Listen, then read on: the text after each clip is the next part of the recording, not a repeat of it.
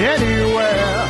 It's up to you, New York, New York.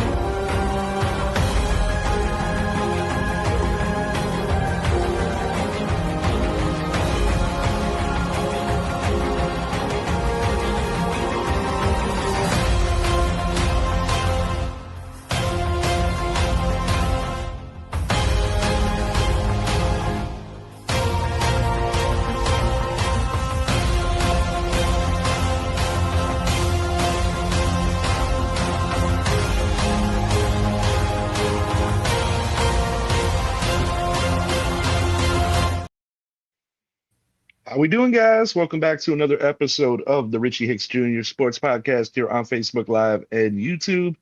I am your host, Richie, here with my guy, my co-host, Mr. Idris Salam, aka Bosco from the Bronx. What up? What's up, man?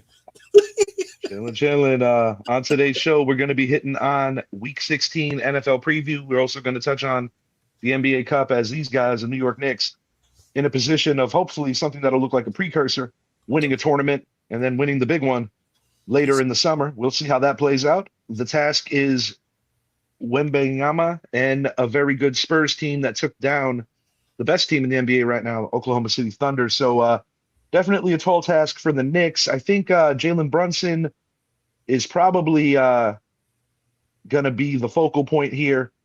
And I look for OG Anunoby to be the unsung hero if the Knicks are to win this tournament game, as well as Josh Hart. That's my prediction for how the game outlook goes. I got the Knicks winning this one.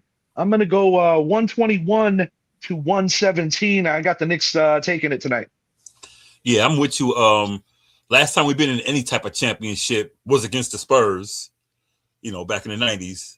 So hopefully this is a precursor. I'm going to go with Knicks. I think we're deeper, Of course, they got Wembanyama, and he's basically, Mr. 10 feet tall. So you're not going to do much in the paint or in terms of blocking his shot. So we're going to need Brunson to do what he does. We're going to need Anunoby on the wing, slashing, dashing, hitting the jumper, taking it to the rack. But I'm going to go Knicks 122, San Antonio 117. I think it's going to be a good game, a real good game, and we might see each other again down the road, man. But hopefully this is – I really don't want them to hang that banner because of what it is, but, hey, they probably will. I want the main thing. I want the Larry O'Brien. I want the David Stern. I want the whole thing, Yeah, it's a big one. And like I said, I think it's important for the morale of the team to start – finishing these like a tournament like this. There is a value to it. At first, I was very skeptical and very against this NBA Cup, but in-season tournaments, I think, are a good way to build team chemistry, team morale, and to make quick adjustments because unlike the NBA playoffs, these are not series. These are one-and-done games. Yeah. And I think it gives a sense of urgency to all teams that compete in it. So in that regard, it's actually kind of cool. It's weird in a way, neutral setting. It's in Vegas, but we'll see how it plays out. I got the Knicks winning by 4. Thursday Night Football, turning our attention to the NFL. We got a big one. Los Angeles Rams at 11-3, traveling to the 12th man to take on the 11-3 Seattle Seahawks. The Rams basically hold the keys to their own destiny. A win here, and they are sitting rather pretty. Mm-hmm. As the Seahawks go, they survived the scare, outlasting old man Phillip Rivers 2 days ago. Jason Myers, who's been the most reliable kicker in fantasy this year, kicked them to a victory. And I think in this kind of game, it's going to be a battle of wills very much so, as the Rams, who have one of the best offensive lines in all of professional football, their task is to keep Matthew Stafford upright. They've done a great job of that most of the year. but the Seattle front seven is pretty ferocious. And, you got some star-studded matchups as Devontae Adams and Puka Nacua are going to try to do their thing against a very strong Seattle secondary. This is the best defense the Seahawks have had since the Legion of Boom era, where they went to 2 consecutive Super Bowls, going 1-1 in those games. Many people feel that they should have been 2-0. Of course, the infamous call to run a slant route as opposed to handing it to Marshawn up the middle, or maybe a naked boot to Russ. We know how it played out. But the interesting thing about this game is that the team that nobody has talked about or given enough credit to is the 49ers because of a belief that these two teams are better than them. Yep. But the loser of this game stands to be in third place at day's end or at week's end, because at the tail end of the week, the 49ers play that Colts team with Old Man Rivers. So the 49ers winning and one of these teams losing will put the Niners in the second place and the loser of this game in third, especially if that loser is the Seattle Seahawks, who the 49ers have already beaten going all the way back to week 1. So a lot on the line here. Yeah, I agree, man. And the Rams, I mean, this is pretty much for the number 1 seed, to be honest with you, in my opinion. Yeah.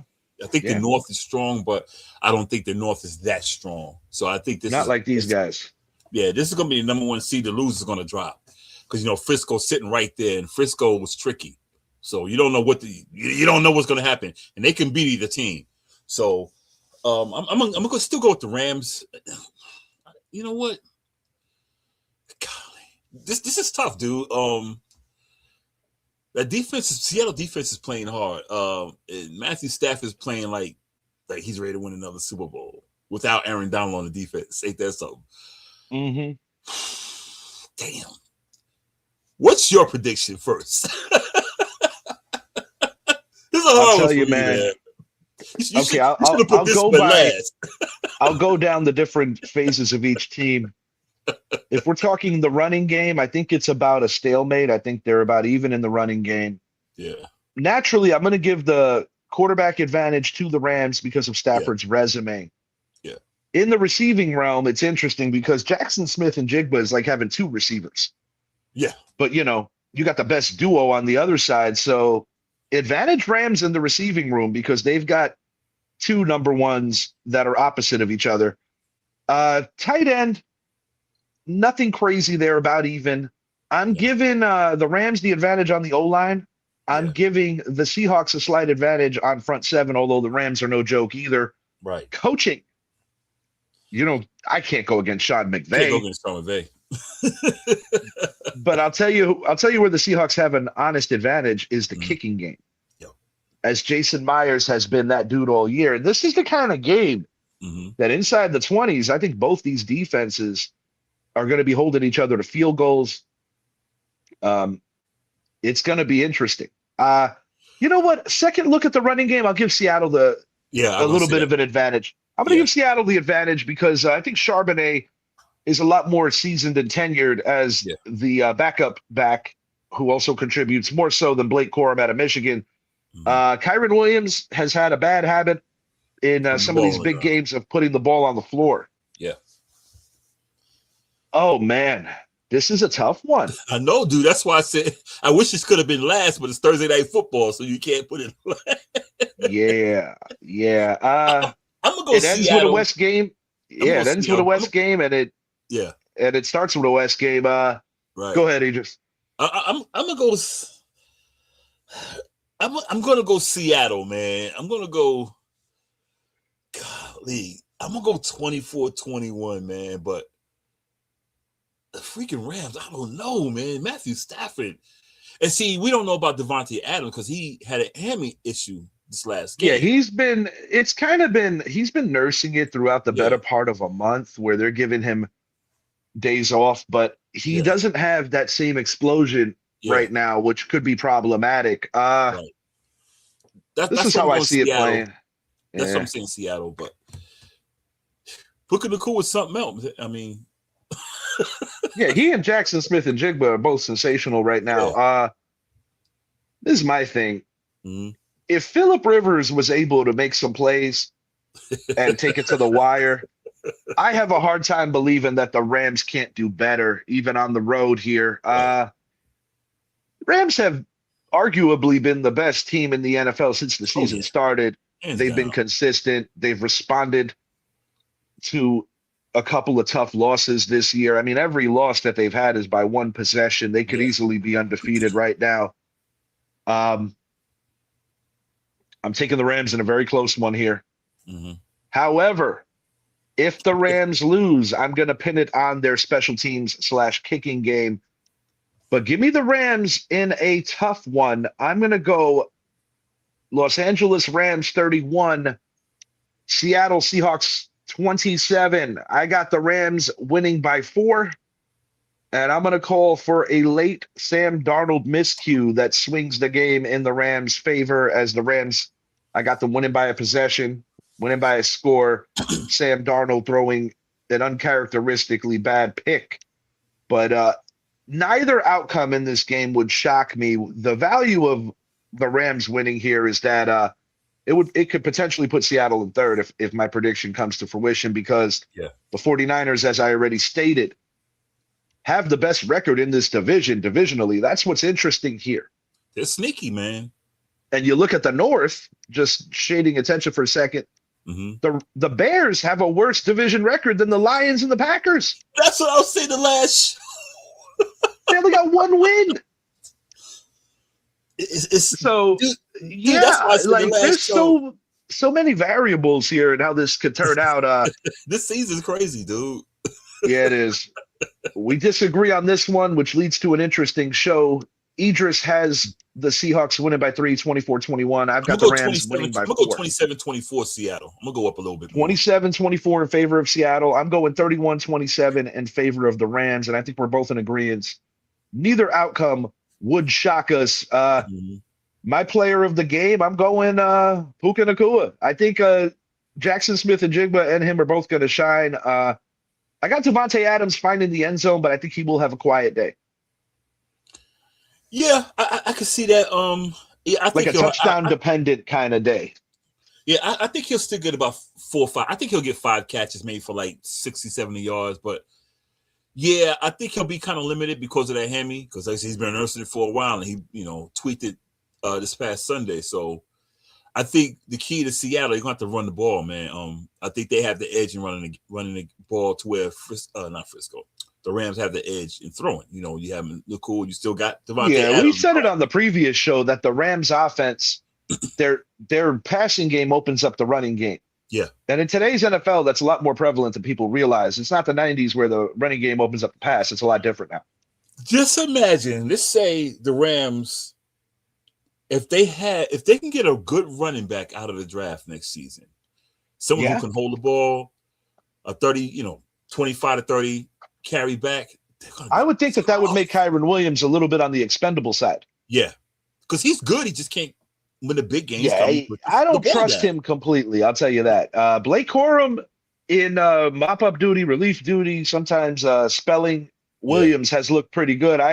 Of the two backs, I trust Blake Corum a little more to hold on to the football. I will say that. And that's the main thing you got. And right now, you week 15, 16, 17 in the playoffs, you don't need any turnovers, especially from your running back. Because that's your guy, short yardage. That's your guy. You're trying to grind the clock. That's your man. And you need him to hold on to the ball. Because in the end, the final, 3 minutes, that's who you need to be able to hold on to the ball. And with Williams, I don't trust him. I didn't trust him in the playoffs last year. I was like, I don't trust him, So, Blake Corum, mop-up duty. Maybe he needs more work. And, he needs more work, But yeah, I think the key to Seattle is going to be running the ball. They got to run the ball. Yeah, because a way to beat the Rams is to shorten the game in the sense that you're not letting – you want their offense to kind of have these 6 to 7 minute intervals where they're sitting on the bench, and you don't want to keep them warm. Right. And that would be ideal for Seattle to win. I am going to take the Rams, but it is a little bit of hesitancy. If I would curious to see what the under-over on this game is, because the under might be a play here. Yeah, it's got to be. It's got to be at least 55. Anywhere between 50 and 55. I'm going to definitely give it a look, but I do think the under could potentially be a play here. We've got some Saturday football this week as Yes, well. sir. Your cousins, guys, the Philadelphia Eagles coming in at 10-5, definitely in control of their own destiny as the Dallas Cowboys squandered a massive opportunity the other day. Yeah. They're traveling to the nation's capital to take on the Washington Commanders at 4-10, coming off a victory over our New York Giants by a touchdown. Mhm. Saquon Barkley coming off one of his better games of the year Mhm. against a bad Raider team. We just saw Tyrone Tracy have a massive game against these Commanders. I expect something comparable from Saquon Barkley, where I could see Barkley getting close to 200 total yards. He scorched them last year in the same Yeah. venue. And the Eagles were looking at a probable blowout. Were it not for Jalen Hurts getting concussed last year, the guy that they just shut out, Kenny Pickett, last year actually finished that game for the Eagles, Mhm. but he made too many mistakes. Washington was able to recover, win the game. They had a third match, and we all know how that went. The Eagles squashed them en route to a Super Bowl victory. I think you're going to see something similar here. I mean, right now, assuming that Mariota stays under center, I think he Mhm. gives the Commanders the best chance to win. Mhm. As Jaden Daniels, in addition to that elbow issues, I believe he's lost a little bit of confidence as well. That Eagle defense is no joke. Regardless of their up and down offense this year, their defense shows up every week. And I expect them to make life difficult for Marcus Mariota. I would like Washington's chances a little better if Mhm. they were a little more healthy and if Zach Ertz was running around, as I would expect him to perform well against his former team. Mhm. I've got Jalen Hurts, 1 rushing touchdown, 2 passing touchdowns, throwing for just over 200 yards in a high efficiency, low risk kind of pass performance. Mhm. I got Dallas Goedert hitting pay dirt once, and I've got Saquon Barkley having one of those signature big runs, 50 yards or more. I got Yeah. Saquon hitting the end zone twice, once via the pass, once via the run. And I think their kicker, Jake Elliott, takes care of the rest. Give me the Philadelphia Eagles by a score of 31-17. I think Washington's touchdown comes kind of late to make it a little more respectable. 31-20, 11-point victory for the Eagles. I think Saquon Barkley goes for close to 200 all-purpose yards, which would round out to probably a game that looks similar to what he did against our Giants in the Cam Scatabo injury game. Everything you said, but I think Saquon to get 2 on the ground. He might get 3 total. He might get 2 on the ground, 1 in the air. I mean, who knows? Because they love to throw him that little bubble screen pass. So, I think he'll get 2 on the ground, at least 2 on the ground. I'm looking at 3 actually total, 1 in the air, 2 on the ground. I think, of course, I think it hurts to get 1, especially if they push it. The goal line. So that right there is 28. Yeah, that's what I was right kind of calling for that one Hurts rushing touchdown. Yeah, and I could see Saquon having a huge run and then Hurts punching it in from short. Yeah, and I notice how they like to run a draw play with Hurts a lot now when they get within the 15 yard line. So who knows? But I'm seeing 28 right there. I think Brown will get him 1, so we're talking 35 right there. Basically, this Washington defense is not a Dan Quinn defense. In the offense, no, sir. Marcus Mariota, he's doing all right job, but that team is not it. Give me Philadelphia 35, Washington 20. All right. We're similar in our thinking. I got the Eagles winning by 14. You got them winning by 15. Mhm. I think we're both like-minded in the way this more than likely plays out. That's kind of like an hors d'oeuvre, an appetizer. Yeah. This is the big one on Saturday. Yeah. Oldest rivalry Yes. in the National Football League. Papa's Packers at 9-4-1, a half game behind the 10-4 Bears. The Packers won installment 1 this year, 2 weeks ago, with Micah Parsons stepping up late in the game. Unfortunately, Micah's out for the year. Packers are going to have to make some adjustments. And I think the key to victory for the Green Bay Packers is you have to force Caleb Williams into 3rd and longs, and you have to force him into throwing the ball more than the game script suggests by Ben Johnson. Easier task said than done, as DeAndre Swift is going to be looking willing and able to have a game here as well as kind of Kyle Monaghan from Rutgers, the backup rookie running back who had a chance to shine this year. You got Colston Loveland, you've got Cole Kmet, decent set of tight ends for Chicago. Jordan Love has been up and down in terms of my trust levels for him. And, these are significant injuries this time of the year. Christian Watson, who was looking that he was going to take over the number one role, he gets hurt. You're going to need guys to step up. Who's it going to be? One thing here, and why I like the Packers to find a way to win an ugly game, is because I do trust Matt LaFleur slightly more than Ben Johnson. Not that there's anything wrong with Ben Johnson. I just think Matt LaFleur has been doing it a little longer. He's been used to being in these games a little bit more frequently. And let's be real. The Packers usually beat the Bears. Yeah. And this is going to be a real test for the Packers because, the Bears are not the same old Bears in the sense, No. They are a better team. Caleb Williams has been very elusive when, facing what looks like short sacks, finding ways out of it. A huge step from year one. Oh, yeah. But I think Josh Jacobs is going to be on his game. He's going to be getting those hard yards. And Jordan Love has proven over the course of the season that he's not afraid to go on the road and, do some damage. He did it on Thanksgiving Day against Detroit. I thought he engineered a hell of a drive to beat the Bears in the first matchup. And, although they lost Micah Parsons, this Packer defense is still very capable because before adding Micah, I felt like this was still a very good top 10 unit or just outside the top 10.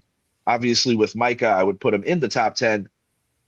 Give me the Packers in a close one here. I'm going Green Bay Packers 27, Chicago Bears 23. And I think the turning point in the game, similarly to how I said in the other game, Caleb Williams' untimely turnover, and the Packers will improve to 10-4-1. That tie to the Dallas Cowboys is going to really help the Packers as they will be in the full driver's seat to win this division because they're going to have the sweep. The sweep is so valuable. Yep. Jen, I just want to let you know. Oh, there she goes. I'm not going to put it on camera, but my dog's taking a fat shit behind me. Hell yeah. Anyway. I said, wait a minute. Did she take a poop when I took her out earlier? I was like, no, she peed. Hey, she's doing her thing, man. Daisy doing her thing. All I'm right. with you, man. But I'm going to go 28, 23. We got Daisy shitting on the grass, and we got the Packers pissing in the Bears' Wheaties. Hey. I'm gonna go Green Bay 28-23. I think with Micah being gone, it hurts because he was fast, he was strong, he can play on either side of the line. He's gonna be missed, but I think they have enough speed. They got enough to get it done. I think with Caleb has gotten better because my thing when he came out of college was man, leave Daisy alone, man. What he come out of college with Caleb Williams was he held the ball too long, and he didn't know how to move the pocket coming out of college. And last year, that's what we saw. He would hold the ball too long. He didn't know how to move the pocket, and he would get frustrated real quickly. To where this year, he's using those wheels. I mean, because he's always a good runner, and he's not holding the ball like he used to. Now he does. His completion percentage is not like great. But he's got to be over 65%, in my opinion, to win this ball game. You got to be over. Yeah, you have to be. So, but he's getting better. He's getting better. I'm gonna give him his props. I'm not gonna shit on him like that, like Daisy doing outside. But I'm gonna give him his props. But Jordan Love is not making those crazy mistakes he was making last year. Yes, just sir. Even it up in the air. Say, somebody will catch it. No, you don't have Sterling Sharp out there. You don't have Devontae Adams, Robert Brooks, Jordy Nelson. Those guys have all moved out there. Yeah, you got Mark Shimura out there. No. You can't do it. Green Bay is going to get it. I still have them winning the division too. I think they'll get the sweep. I think they'll lock the division down. I think they'll get the number 2 seed. In a losing effort couple of days ago in Denver, I thought Green Bay did enough to win. It just didn't go their way. And performing in Denver is not easy. So it's hard. It's hard. This is a common foe. when Green Bay swept the Lions, they showed me that they were the class of this division. And although the Bears are definitely going in the right direction, I don't think they're quite there yet. Nah, but they're on their way. They are on their way. Caleb Williams is going to be their franchise guy. I'm with you there. He's improved. I'm with you there. He's improved, dude. He's gotten better. Yeah, man. And moving it along in the South, your backyard here, Tampa Bay Buccaneers at 7-7, traveling to North Carolina to take on the 7-7 Carolina Panthers. Idris, this has become a division that it seems like nobody is ready to win, because one of the weird caveats of this division is that you have a Saints team that just won their fourth game. You have a Falcons team that just won, their third game? I think their third game. Yeah. And they both beat the teams that are trying to win the division. The Carolina Panthers are a very crazy team to diagnose and figure out. They beat the Los Angeles Rams, but have lose, and the Green Bay Packers and the Dallas Cowboys, but they lose two games to the New Orleans Saints. Then you got Tampa with a 2-score lead, blowing it at home. Tampa has a losing record at home, so I wonder if the change of scenery is going to help them. I'll tell you why I like Carolina here. Mm-hmm. Because although Carolina seems to play to the level of their competition, in games that every time I'm like, man, they really need this game, they go out and win a game. Yeah. And I'll tell you what, man, that Tampa defense is not what we're used to seeing. They are not even a fraction of what they were during the Brady era, or even during most of this Mayfield era. I have a feeling that the combo of Rico Dowdell and Chuba Hubbard are going to set things up lovely. I'm looking for Jalen Coker to have a big game here. I think Bryce Young is the key here. Bryce Young, this could be a come-of-age moment for him, and truthfully, the biggest win of his young career. I do not trust either one of these teams completely, but I trust Carolina a little more right now. I think Baker Mayfield will show up. I think he'll do his best. You know, Mike Evans looked pretty good last week, as did Chris Godwin. But I'm sorry, they don't play defense, and they're not going to be able to overcompensate for what the defense just cannot do. Chuba Hubbard and Rico Dowdell a combined 160 all-purpose yards. I got Bryce Young throwing for 2 TDs, and I've got the Carolina Panthers finally making a stand here. And somebody saying, we want this division. Give me the Carolina Panthers by a score of 34-27 over the Tampa Bay Buccaneers. There's going to be a lot of back and forth. At some moments, it's going to look like a track meet to a level. I think Mike Evans will ball out, but I just don't like Tampa to win. And I have another untimely Baker Mayfield interception against one of his former teams, as some people may have already forgotten. But both Sam Darnold and Baker Mayfield were competing a couple of seasons ago for the number 1 spot in Carolina. Baker's career and Sam Darnold's career were both, yes, right, Steve Wilkes. They were both under construction. Give me the home team here by a touchdown. Carolina Panthers are going to end the streak of the Tampa Bay Buccaneers winning this division. As a New Yorker living in Carolina, I've never really rooted for the Carolina Panthers. But over the past 2 seasons, I'm like, you know what? I like these guys. And I'll be in Carolina this weekend because I got to be there with the Richie Hicks Jr. Sports Podcast. We'll be in Carolina Sunday interviewing people at the game. So y'all prepare. Let's go. Y'all watch the show. Yeah, it looks like we're gonna be busting out some shorts. And to the viewers, good possibility that with the importance of a good chunk of the games here, we're going to be putting out shorts on each game. Right. The important ones anyway. Right. But yeah, man. Yeah. Bryce Young is getting better. I mean, you can even see it in his face, man, because like last year, in his first year, you could see how he was getting frustrated. But this year, when I'm looking at him, he's looking like, this is what I'm supposed to do. You know, he's not making those stupid mistakes. He's actually, the guy has gotten better. What's up, Ryan Shedd? You need to be on the sidelines getting that quarterback ready.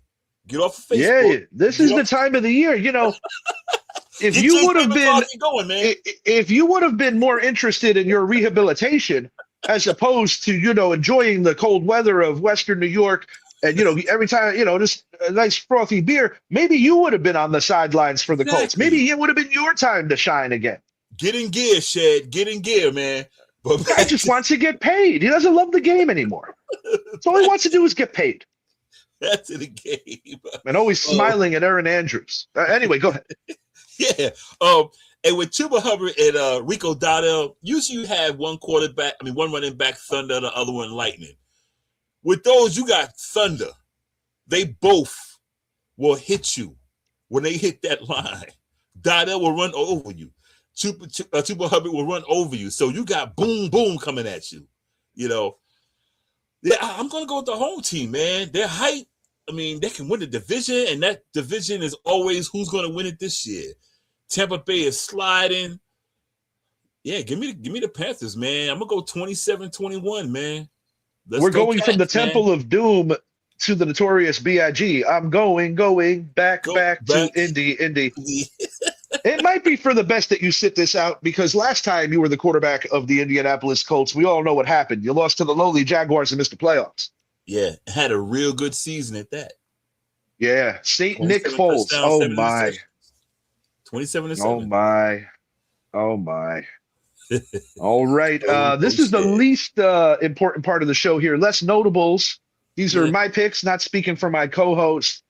I've got the Minnesota Vikings going into New Jersey for a second consecutive year, defeating the New York Giants by a score of 27-17. I don't think the score will be as close as this looks. Brian Flores, hell of a defensive coordinator. I think he's going to bottle up the Giant offense and frustrate people. I also think the Giants are very much in the mode of tanking as they will hold on to that number one spot for another week. And if the Tennessee Titans win, the Giants could actually afford to go in and beat the Vegas Raiders maybe, but we'll see how that plays out. I got the Vikings winning by 10. Cincinnati Bengals by a touchdown in OT against Miami. Their offense will show up a week too late as they were shut out by their division rival, the Baltimore Ravens. I've got the Saints by a score, 24-16 over the New York Jets, as the Saints are starting to get competitive again, little by little. And in the upset, if you even want to call it that, I wouldn't call it that. It's Gardner Minshew, a position that Shed used to hold down in terms of now it's a little more to the job. You don't just hold Patrick Mahomes' bags. Now you actually have to, do rehab with him. You gotta push him around, whatever he says, basically, as he is the favorite son of Arrowhead. But I do have the Tennessee Titans by a score of 27-24 over the Kansas City Chiefs. And give me the Falcons on the road. Kirk Cousins winning a shootout against Jacoby Brissett, 34-27 in a meaningless game in Arizona. I'm going with the Giants, man. Why you got to bring up old shit? Yeah, I was reading that. I'm gonna go with the Giants, man. But I think I would sit Jackson Dart. That's just me. There is no way I'm going with the Giants after what I saw that Minnesota defense do to Dak. No friggin' way. Yeah, but I could see Van Ginkel getting on another pick six versus second consecutive year in Jersey.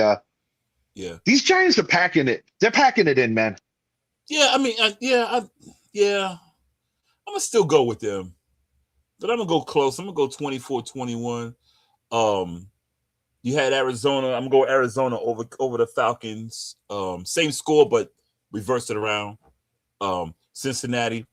I'm gonna go with that. New Orleans and the Jets. I'm gonna go New Orleans. Oh yeah. I'll go 24. I'll go 24. I don't know who I trust less between the Giants and the Jets. I just know the Giants have a better immediate future. That's all I can tell you right now. The Titans and the Chiefs. I think the Chiefs will do enough still to win. Because the defense is still good, But who knows? Tennessee might upset them. They're going to change the name of the Blue Tent to Dart's second home. Right. Would it be too soon to call it the Big Blue Tent? The Big Blue Tent. Yeah, man. My God. Yeah. Mike Kafka doesn't take his time to go check on him. He's like, they're going to get rid of my ass anyway. Yeah, right. I wish they would have put their former defensive coordinator in the blue tent and have somebody else run that. Yeah. My Lord, what a year. Right. What a year to forget. All right. AT&T Stadium is the place. The Dallas Cowboys are a disgrace. As the Los Angeles Chargers come in looking to just put the Cowboys out of their misery. Dallas Cowboys coming up really flat in a game they had to win. Minnesota had nothing to play for, as they found out before the game they were eliminated. But J.J. McCarthy brought his competitive spirits, as did head coach Kevin O'Connell, as did defense coordinator Brian Flores. And they did a hell of a job inside the 20s, keeping the Cowboys and Brandon Aubrey to be the score suppliers. And Brandon Aubrey uncharacteristically missed 2 field goals. Yeah. Enter a Charger team coming off a feel-good win in Arrowhead, slaying the beast, the team that has run this conference for so long. The Chargers are not exactly clicking on all cylinders, as Justin Herbert, I deserve a punch in the face. I started him over Jacoby Brissett. I am eliminated. The dynasty is over. Brett moves on. Brett will be eliminated next week, so there's that. But this is the kind of game that I could actually see Dallas winning. I do believe that it's going to come down to if Omari and Hampton can get into that second level of the Dallas defense, run the ball well. Diggs, he still has issues. He hasn't been on the field. That's also going to hold some weight. I think after being embarrassed, I think Dallas is going to show enough pride here. And the other part is the Charger offense just isn't clicking well enough for me to trust them all the way. And, Dallas didn't exactly have the best offensive output, but they moved the ball against a much, a really good Viking defense. Yeah. I think the Cowboys win a close one here. It won't be easy, but they will prevail. And I think Brandon Aubrey gets a little retribution. Give me the Dallas Cowboys by a score of 27-24 over the Los Angeles Chargers. I still think the Chargers are in good position to be in the playoffs, but I do like the home team here. I'm not as nice about it. I think we're going to see the same thing we saw Sunday night with the Vikings going into Dallas and beating the Cowboys. I just don't trust the defense, man. Dak didn't have a good game. I agree 100%, Shed, on that take. Yes, indeed. Yeah, he has to protect himself. Yeah, I just don't see Dallas. It's over. It's over for them, man. I'm not being a hater. I am a hater, but I'm not being a hater. I'm going 28-26 Chargers. They're gonna get that Dallas out of their misery and get it over with. Does Brandon Aubrey miss an extra point and then they go for 2 and don't get it? Yep. Oh, wow. I like it. Sorry, y'all, but all right. Buffalo Bills at 10-4, taking it to the dog pound. This is weather that the Bills are not worried about. Myles Garrett is closing in on the NFL sack record currently co-held by TJ Watt and Michael Strahan. The Buffalo Bills, with the Patriots' loss and a win of their own, can tie the Patriots in the standings. However, the Patriots would still have the inside track because of a better divisional record. It's on the Jets and the Dolphins if that happens to help out Buffalo. I wouldn't hold my breath there. The Bills are coming off a huge comeback. Down 21 points. Josh Allen playing his vintage style of football on the road in the elements against New England. And I've said it leading up to this time of the year, if there was a third matchup between the Bills and the Patriots, regardless of venue, I kind of like the Bills because of their playoff experience and the big bad wolf. The Kansas City Chiefs will not be in their way. No will neither Joe Flacco or Burrow be in their way. As the Browns go, rookie Shedeur Sanders coming off his worst day as a pro in his very young career. I do think he'll play better here. I don't think the Buffalo defense presents the same challenges that the Bears defense did, and they're also at home for this one. I expect the Browns to keep this a little close, at least until midway through the third quarter. where I think Josh Allen does what Josh Allen does. My hot take of the game is that Myles Garrett will not get a sack in this game. I think he's going to get close, and I think Josh Allen is going to do his due diligence to make sure that he doesn't hit the canvas on Myles Garrett's account. Give me the Buffalo Bills by a score of 30-20. I think the Browns will compete. The spread on this is 10.5. That would have the Browns covering by a half point. Shedeur Sanders will play better, but he's still going to throw a pick. And I expect both running backs to have high volume, but I expect James Cook to be more successful on the ground. I think Judkins is looking at like 18 carries for like 50 yards, a frustrating performance. He'll get the volume, whereas I think Cook will have the better day going over 100. And if you're including receptions, give me about $130 for James Cook. Josh Allen, 40 on the ground at least, possibly a rushing touchdown. I like the Bills here to keep the train moving, getting ready for the playoff push. If you think Chicago put it on Shedeur last week, Buffalo gonna put it on him this week. I'm gonna keep it short and sweet. I don't think Garrett might get one, but I don't think Josh Allen's gonna do what he can to make sure he doesn't get it. He's very aware of what's at stake here, and Right. he's gonna try to make it interesting. Yeah, if he gotta throw it away, get an intentional grounding. He's gonna throw it away. Yeah, Yeah. I'm gonna keep it short and sweet. Buffalo 35, Cleveland 10. I might even go as far as saying that Josh Allen is like, oh shit, and just basically throws the ball into Garrett's numbers before he lets him sack him. Do a Mason Rudolph with the football. Yeah, that could start another brawl, and then that would start a controversy as Garrett would miss out on his record. Yeah, I think they're gonna get the Shedeur. I think he's gonna have it rough this week. He's gonna have the only thing that you could hope for if you're a Browns fan is if you can succeed doing what the Falcons and Dolphins did when they upset the Bills, which is have their star running backs control the tempo of the game. But I just don't think Judkins is there yet with the offensive line that they have. He will be a freezing fantasy for me next year, however. And I do think year 2 is going to be a lot more pleasant to him. It's going to be a change. They're going to get a new head coach as Stefanski is basically halfway out the door. We'll see if he gets a new gig. He's a good coach. I think he'll get a – but, yeah, Sean McDermott's guys for the dub. Liam Cohn's guys, he's a candidate for Coach of the Year. The 10-4 Jacksonville Jaguars going a mile high, taking on the AFC's best team currently, the 12-2 Broncos. And they now have the 1 seed for the AFC playoffs. The Jaguars lead the South, and quarterback Trevor Lawrence is coming off his best game as a pro, tossing 6 TDs last week. The son of Carmela Soprano and Furio really balled out last week. Can the Jacksonville Jaguars go in a mile high and punch the top team in the conference in the gut? They could, but they won't. I really like RJ Harvey to have a day here. I think the good times on offense for the Denver Broncos may very well continue here. I'm calling for a game that a statement that Denver needs to make. Denver has not had that signature just whip your ass kind of day. And I have a funny feeling this is going to be the week where they prove that they are an elite team and they're not just a good team with a great defense. They also have a great coach. Bo Nix is gaining confidence. I would still feel a lot more comfortable if Denver has one of those signature ass-whipping games before the playoffs. I just have a feeling this is the week.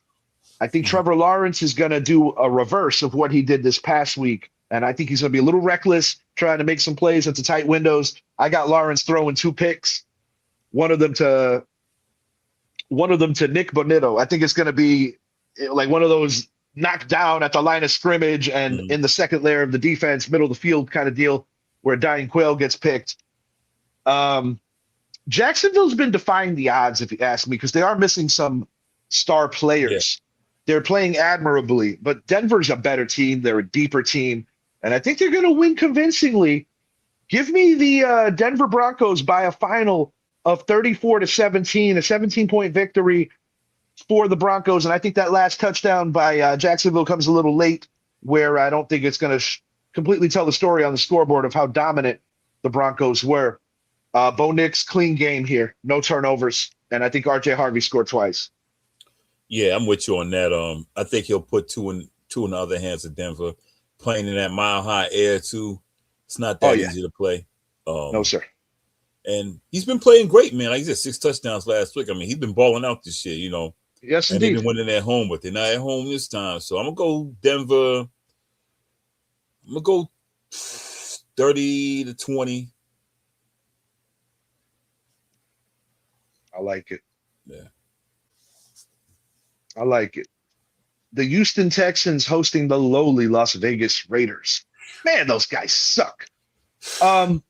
As the Texans go, golden opportunity here to tie the Jacksonville Jaguars as they split the previous 2 meetings. This is a chance for them to jump back in.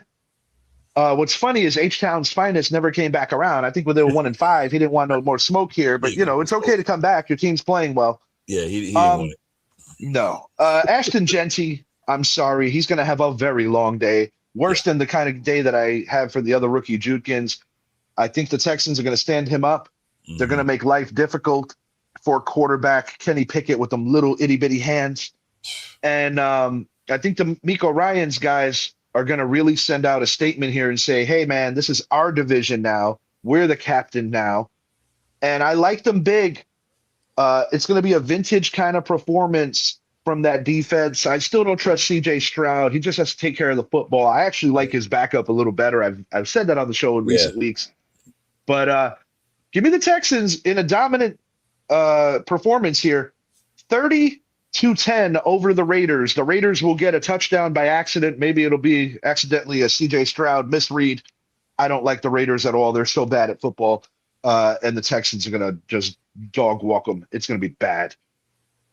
28-0, Houston. Wouldn't surprise me. And of course, it would happen a week after I'm eliminated since Houston's my friggin' defense. Yeah, Shed, you may very well be correct on that. That's what I just said, Shed. 28-0. 28-0. In an alternate universe, can Aaron Rodgers help the Chicago Bears and the Green Bay Packers? Hold on. Before you go further, remember that time when the New York Giants fans wanted us to draft Kenny Pickett? Continue. Yeah, with them little ass hands. Continue. My 9-year-old son has bigger hands than that dude. The Pittsburgh Steelers at 8-6 traveling to the Motor City to take on the Detroit Lions.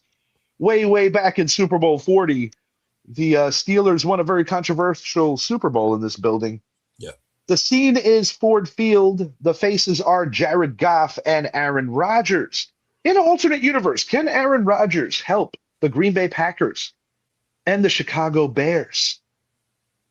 The Lions are not quite dead yet. They still have a pulse, but they definitely need this game. Yeah. When you look at the running game, you got to naturally say advantage naturally goes to the Detroit Lions as both David Montgomery and Jahmyr Gibbs excel at what they do. Montgomery being the short yardage guy, whereas Gibbs at times puts on some really good Barry Sanders impersonations. Mm-hmm. Receiving corps, I got to give Detroit the advantage as well. Where would one find an advantage for the Steelers? I'm going to go ahead, coach. I think Mike Tomlin is going to prove why keeping points on the board is so important. You know that Dan Campbell loves to go for those fourth downs. Mm-hmm. He loves to take chances that you just don't need to take. And let's be real, man. Aaron Rodgers does just like the way that he has owned the Chicago Bears. He loves to play in Detroit. Mm-hmm. I remember Rodgers to Rodgers a very long time ago. Yep. And in the final chapter of Aaron Rodgers' prolific first ballot Hall of Fame, give me that gold jacket career, I have a dramatic moment here where Aaron Rodgers, and he still has that cannon, throws his signature Hail Mary, caught by Jonnu Smith after about 12 people touch the football. Pittsburgh for the win, 31-30 in a dramatic, soul-crushing defeat for the Detroit Lions, further certifying that this is Green Bay's division. Aaron Rodgers celebrated one final time by the Cheeseheads as he helps them secure a very important step to a division title. Everything you just said, because the past couple of weeks, Aaron Rodgers has been looking like Aaron Rodgers. He's been looking like Aaron Rodgers. You know, a little slow, but he's putting the ball where he has to put the ball. Shed doesn't share my miraculous energy. Yeah, mine either. I want to pick Detroit because they have the offense, and Pittsburgh's defense is not that good. Right. But Detroit's defense ain't no that good either. No, they are not. So I'm going with the underdog. If they are the underdog, I'm going with the Steel City boys. And you know that they travel well. That's gonna be a very interesting layout. Well, yeah, I'm going with the boys with the Steel City. I'm gonna go 27. I'm gonna go 30-27. Field goal. Game over. From Chris Rodgers Boswell. Cheeseheads again. From Chris Boswell, another guy who won't be winning a championship for King Richard this year. Go to hell, right. Brett. Sunday night football. Kick 6 field goals, man. Nah. Sunday night football. Baltimore, M&T Stadium is the place. Chris Dixon has yet to show his face. The New England Patriots at 11-3 travel to the Ravens at 8-6. The Patriots put their undefeated road record on the line against a Ravens team coming off a shocking road shutout win in Cincinnati. New England might be feeling a little pressure after a demoralizing loss to the Buffalo Bills. Now, if this was a different coach leading this Patriot team, I'd be a little more alarmed if I was a Patriot fan. But I think Mike Vrabel is going to rally his guys. And honestly, do you remember a game a couple of seasons ago when Cam Newton, prior to him contracting COVID and then missing time and kind of losing his way with the Patriots in his one season there? Do you remember a defensive struggle where they defeated Lamar and these Ravens? It was kind of a shocking New England win. I think the Patriots are going to bottle up Lamar and really force him into a couple of mistakes. And I think Derrick Henry, not completely shut down, but he's going to get bottled up. I don't trust too many people on this Baltimore offense right now. I don't trust their receivers. Mark Andrews looks like he's ready for a retirement home. Isaiah Likely looks like he's better than Mark Andrews at times, but he doesn't know how to cross the end zone while holding the football. Zay Flowers, don't forget him. Yeah, we know all about him. He cost these guys a trip to the Super Bowl 2 seasons ago. Yeah. I don't see New England losing 2 in a row after the way that and the manner that they lost. And I think that this road warrior mentality for the Patriots could go a long way should they make the AFC title game, as they are undefeated on the road, which is a hell of a thing to be proud of. And it's not like they're bad at home. They're just really good on the road. Yeah. Give me the New England Patriots by 10 here. I think Trevion Henderson and Ramondre Stevenson, it's going to be something similar to what we saw the Detroit Lions do to this Ravens team earlier in the season, where they both just went off. I think this game could get ugly. The Ravens, not for nothing, haven't exactly been playing good at home either, so keep note of that as well. New England Patriots by a score of 38-24, a 2-touchdown victory for the Patriots. I mean, like everything you said is right, man. Baltimore seems to lose at home, especially when they shouldn't lose at home. Patriots are road warriors. But you know then what? When you combine this with the Rodgers Hail Mary, this could really expedite things for the Patriots. Yeah. Excuse me, for the Steelers. For the Steelers, yeah. So, but I'm gonna go with Lamar, man. I'm gonna go with them. Even though I ain't gonna lie, I do want them to lose, the Ravens to lose, because Ravens fans get a lot of mouth going on. Like, dude, it's been a few years since y'all won something, so you need to be quiet. So don't talk all this, man. Don't talk all this that. So, had the lights not went out. Yeah, perhaps Shed's still here. He's probably cursing right now. Yeah, I know. So yeah, the lights didn't go out. But anyway, I'm gonna go with Baltimore. I'm gonna go 27-24. I think they'll pull it out. It's the end of the season. They know what they got to do. All good things come to an end, and I think this run for the Patriots on the road ends this week. All right, you got one of Chris Dixon's two favorite teams. I like it. Oh, he likes Monday teams? night. Yeah, he likes the Cowboys too. I forgot. Yeah, he was a Cowboy. Yeah. Boom. Monday Night Football.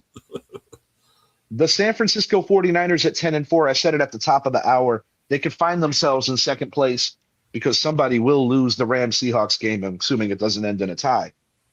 49ers have been overlooked because of the fact of personnel issues, injuries, etc. Kyle Shanahan, one of his finest coaching jobs this year. And Christian McCaffrey, definitely offensive player of the year worthy, comeback player of the year worthy, and MVP candidate worthy. He won't win MVP because it's very rare that they give it to running backs, but he definitely deserves some consideration. Yeah. The guy on the other side, Jonathan Taylor, also a guy who a couple of weeks back was looking like an MVP candidate. You know, the Daniel Jones injury, slowing down that offense definitely will hurt Taylor's case, plus the fact that they could indeed miss the playoffs. Yeah. Shed's favorite team against a team that Shed played for once upon a time. Old man Phillip Rivers. Cam Newton is so insulted. Cam, shut up. Yeah, shut up. Bum. Yeah. Looking like Medea. Looking like Willy Wonka. Yeah. Crazy ass. Or should I say Charlie? This game, in my opinion, comes down to the exceptional running backs. But Brock Purdy, you know, he's been tested and he's been put in these kind of must-win, big-time games. And, you know, Old Man Rivers has quite the resume. And, you know, I think Old Man Rivers will probably be a little happier to play in this weather. I think Seattle was a little more ferociously cold where he played. You know, them old bones, them old joints, you know. But while the 49er defense is still a work in progress and they are what they are, they're going to have to win some games offensively to put teams out. Yeah. And, you know, the Indy doesn't have a bad defense, but I like the 49ers to do enough to walk away with a win here and jump up to second place and still a chance to be the West champions, where they can go from third to first over the course of the final weeks of this season. Close game. I don't think either team hits the 30s. Give me the San Francisco 49ers by a final of 26-23. I have a late Phillip Rivers interception costing them the game. And that's been the theme in a lot of my predictions here. I'm going to go 24-22. Indianapolis, Old Man Rivers. And shout out to Phillip Rivers. You know what he did? He came back into this was the last year of his eligibility for insurance from the NFL. So now he plays and he retires. He gets 5 more years of insurance from the NFL. Good play, Phillip Rivers. As for Cam, you know why you didn't get picked, Cam? You got a big mouth. All you do is criticize quarterbacks. One of the quarterbacks you criticized was Daniel Jones. So you think the Indianapolis Colts are going to call you? I'd rather have Phillip Rivers anyway because he knows the system. He knows Indianapolis. They know him. I'm going with Phillip Rivers. I'd have went got Kaepernick before I got freaking Cam Newton. No, I tend to agree. And people forget Kaepernick's way out. He still looked a lot better than Cam Newton did. Yeah. I mean, and Phillip Rivers' way out, he looked better than Cam Newton did. You know, Cam Newton had quite a meteoric rise, but he had quite the fall as well that nobody wants to remember conveniently. And I know Kaepernick is not coming back. So that goes to show you I'm taking Phillip Rivers, period. You know, Phillip Rivers runs this offense with his high school team. Yes. Phillip Rivers is football lingo, constantly talking it, shooting the shit with head coach Shane Steichen. He knows. I would like to see Indy win just to see the interesting value if Rivers got back into the playoffs. That would be kind of funny. But I mean, he and the ownership knows him. Why not call him back? Why would they call Cam? No, I agree with you completely. I think the funniest thing about this is that Aaron Rodgers, Yahoo just sent me a message telling me that Brett won. Thanks, guys. I wasn't aware. We knew that 2 days ago. Assholes. All right. Yeah, we're I'm on the Niners. Idris is on the Colts. The funny part about Phillip Rivers returning is that Andrew Aaron Rodgers was kind of happy about it, saying like, "Well, I'm no longer the oldest player in the league." You know what's crazy? The oldest quarterbacks are in the AFC. You got Joe Flacco, he's about 55. You got Philip Rivers, he's 57. You got Aaron Rodgers, he there turned 45. You know, I'm just saying, the oldest quarterbacks. And then when Tom Brady returns in a couple of years, he's 108 years old. You know, he might come back next year. Tony Romo looked pretty good. I seen him throw the football the other day. He still got an arm on him, so who knows? Yeah, just better make sure he don't get hit anymore with that bad collarbone. Oh yeah, you're right about that. Unbelievable. Joe Namath Joe Namath was talking about making a return. Remember the commercial they had of him some years ago? Yeah. It was about maybe 10 years ago. Somebody came, I think it's when Peyton came back from his injury. They had a commercial. Joe Namath come like, he's looking at TV like, maybe I should. I gotta find it and post it, man. I remember Joe Namath, just to age me, when he used to do commercials with Boomer Esiason and Phil Simms when they were quarterbacking the Jets and Giants respectively. And like Joe Namath walks out of the TV because it was like a TV commercial. Yeah. And Simms and Esiason are like, "We're not worthy. We're not worthy." Old ass. I love me some Joe Namath, man. Yeah, I do too. He's always a great soundbite. Well, he kissed who was that? Was it Aaron Andrews? Susie Colbert. Susie Colbert. And I love Susie Colbert, man. I hate ESPN got rid of her. Man, he was trying from Susie. He didn't care about nothing, man. He had about 4 gin and tonics and was just ready. Lit. Yes, he was. I love Susie Colbert too, man. According to Namath, the hyperbaric chambers, he said this on Howard Stern, helped his brain in a very positive way. Very interesting. It's science is something. Yeah. But that's a wrap. Good show today. And I like that we got this out early, so it gives us time to kind of chop up some more shorts. Yes, sir. Yes, sir. Sean Diddy Combs, there will be more shorts in the near future jumping out at you. We're gonna see if he sends us any death flowers as well. We're curious. We would love to have them. Yeah. We'll see how it plays out. When you do it, please post it on social media from the Combs camp. Make sure you post that you sent these to the Richard Hicks Jr. Sports Podcast. We'll see. We're gonna reach out to Suge, maybe see if we can expedite his release. We'll do what we got to do. Yeah, we got a lot planned for 2026, y'all. Suge, another former NFL player. Yeah, he played for the Rams. Good player for UNLV. Yeah. Yes, sir. Yes, sir. But until next time, he is Idris. I am Rich. You're going to do the shout outs. Check out our friends at the Sports Corner, Johnny Nast, as well as Joe Gallagher. Check out the Bleed Blue Show. Shouts out to our guy, Steve Azul, out there. Check out our friends at the Casual Convo Show every 8 to 10, every opposite week, with either Monday or Wednesdays. Check out the V-Mix, the Vicious Mix with this guy, Idris Salam. Live365.com. Yes, sir. We are out for now. One more. If anyone sees Chris Dixon, he stays in Baltimore. Tell him to contact the Richard Hicks Jr. Sports Podcast. That would be appreciated too. We out.